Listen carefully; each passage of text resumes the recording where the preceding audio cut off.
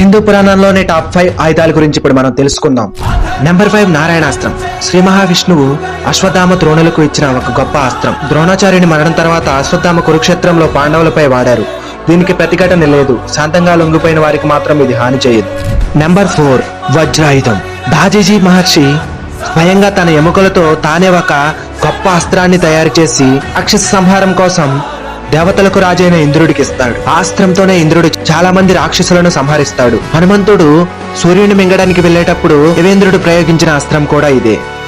Number 3 బ్రహ్మాస్త్రం. బ్రహ్మదేవుని యొక్క అస్త్రం. ఈ అస్త్రం గురించి చాలా మందికి తెలుసు. వారిలో కొంతమంది శ్రీరాముడు, కర్ణుడు, అర్జునుడు, అశ్వత్థామ, మరికొందరు.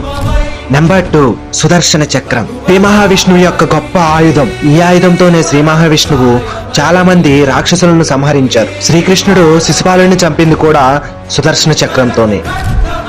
నెంబర్ 1 పాశుపతాస్త్రం. సమస్త బ్రహ్మాండాన్ని సైతం ఒక్క క్షణంలో నాశనం చేయగలిగిన ఒకే ఒక్క అస్త్రం ఈ పాశుపతాస్త్రం. దీనికి అసలు విరుగుడే ఉండదు. అర్జునుడు పరమశివుడికి ఘోరంగా తపస్సు చేసి ఆ పాశుపతాస్త్రాన్ని పొందాడు.